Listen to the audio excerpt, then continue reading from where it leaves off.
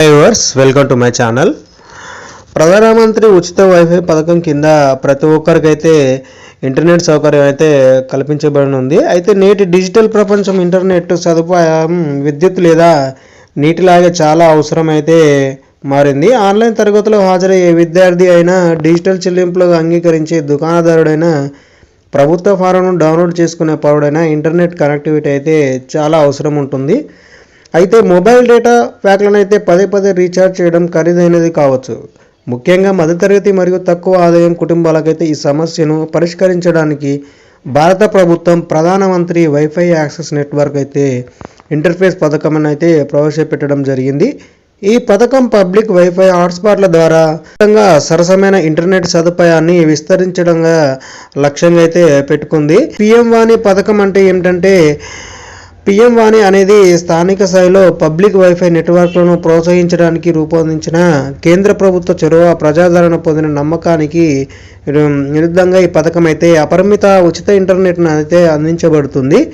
బదులుగా ఇది చిన్న దుకాణాలు, టీ స్టాల్, కిరాణా దుకాణాలు, హోటళ్లు మరియు గ్రామీణ వ్యాపార కేంద్రాల ద్వారా తక్కువ ధర హైస్పీడ్ ఇంటర్నెట్ను అయితే సదుపాయాన్ని అయితే ఇస్తున్నాయి. ఈ పథకం కింద స్థానిక వ్యాపారాలు పబ్లిక్ డేటా ఆఫీసులను పిలువబడే వైఫై ప్రొవైడర్లను కూడా మార్చవచ్చు మరియు సమీపంలోని వినియోగదారులకైతే సరసమైన ధరలకు ఇంటర్నెట్ సేవలను అయితే అందించడం జరుగుతుంది.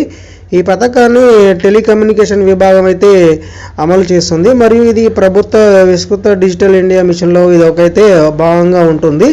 పథకం యొక్క ముఖ్య లక్షణాలు ఏంటంటే, గ్రామీణ మరియు సెమీ అర్బన్ ప్రాంతాలలో ఇంటర్నెట్ వ్యాపించడానికైతే వీళ్ళు ప్రయత్నిస్తున్నారు. సామాన్య పౌరులకు సరసమైన ఇంటర్నెట్ సదుపాయాన్ని అందించడం, అదేవిధంగా చిన్న వ్యాపారాలు అదనపు ఆదాయాన్ని సంపాదించడం ప్రోత్సహించడం, ఖరీదైన మొబైల్ డేటా ప్యాక్లపై ఆధారపడడానికి తగ్గించడాన్ని, డిజిటల్ చెల్లింపులు మరియు ఆన్లైన్ విద్య మరియు ఈ గవర్నెన్స్కి అయితే మద్దతు ఇవ్వడం, ఇంటర్నెట్ సదుపాయాన్ని వికేంద్రీకరించడం ద్వారా ఈ పథకం భారతదేశంలో డిజిటల్ అంతరాన్ని తగ్గించడంగా లక్ష్యంగా అయితే పెట్టుకుంది. పిఎం వాణి కింద ఎవరు దరఖాస్తు చేసుకోవచ్చు అంటే, ఈ పథకం వారి పాత్రలను బట్టి బహుళ వాటాదారులకు తెరిచి ఉంటుంది. పబ్లిక్ డేటా కార్యాలయాలు అయితే వీరు స్థానిక దుకాణ యాజమానులు లేదా వినియోగదారులకు అయితే వైఫై సేవలను అయితే అందిస్తున్నారు.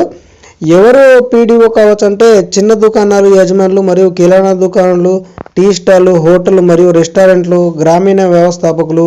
ప్రత్యేక లైసెన్స్ లేదా రిజిస్ట్రేషన్ రుసుము అయితే ఏమీ అవసరం లేదు. చిన్న వ్యాపారులు కూడా పాల్గొనడం అయితే సులభంగా ఉంటుంది. పబ్లిక్ డేటా ఆఫీస్ అయితే పీడీఓగా ఎలా దరఖాస్తు చేసుకోవాలనుకుంటే, నేనైతే దశల వారీగా సెలెక్ట్ చేయడం అయితే జరుగుతుంది. అధికారిక పిఎం వాణి సెంట్రల్ రిజిస్ట్రేషన్ వెబ్సైట్ని అయితే వెళ్ళి అక్కడ చూసుకోవచ్చు. విచారణ ఫారం దీంతో అయితే అక్కడ నింపవలసి ఉంటుంది. అక్కడ మన పేరు కానీ, మొబైల్ నెంబర్ కానీ, ఈమెయిల్ ఐడి కానీ, వ్యాపారం చిరునామా కానీ అయితే అక్కడ పూర్తి వివరాలు అయితే ఇవ్వవలసి ఉంటుంది. పబ్లిక్ డేటా ఆఫీస్ అగ్రిమెంట్ పీడీఓగా వాళ్ళని అయితే సంప్రదించవలసి ఉంటుంది. అగ్రిగేటర్ వాణి వైఫై మరియు ఇతర ఆమోదించబడిన సేవా ప్రాంతాల వంటి ప్రైవేట్ భాగస్వామ్య ఫారంల ద్వారా అయితే రిజిస్ట్రేషన్ చేసుకోవచ్చు.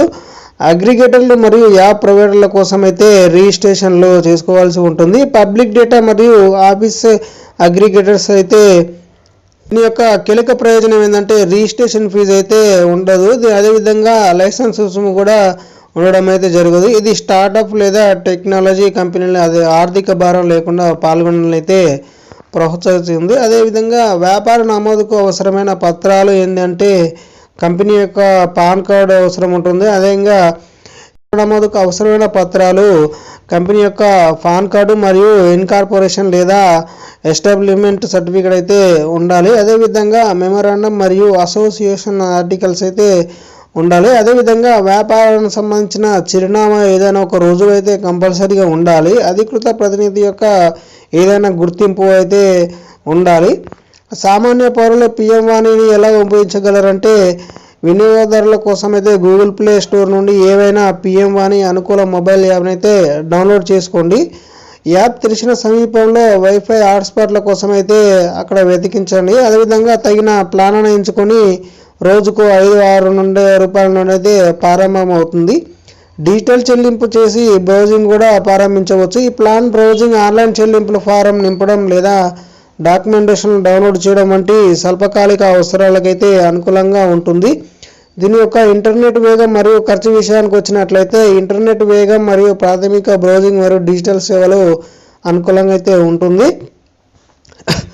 సాధారణ మొబైల్ డేటా ప్యాక్ల కంటే ఖర్చు అయితే చాలా తక్కువగా ఉంటుంది. దీర్ఘకాలిక నిబంధిత అవసరమైతే ఉండదు. చాలా సందర్భాలలో ఇంటర్నెట్ యాక్సెస్ ఒక కప్పు టీ ధర కంటే చాలా తక్కువగా ఉంటుంది. ఈ పథకం మధ్యతరగతికి వారికి ఎలాంటి ప్రయోజనం చేకూరుస్తుందంటే పెరుగుతున్న ఖర్చులను నిర్వహించడానికి ప్రయత్నిస్తున్న మధ్యతరగతి కుటుంబాలకు పిఎంవాన్ నిజమైన ఉపశమనాన్ని అయితే అందిస్తుంది.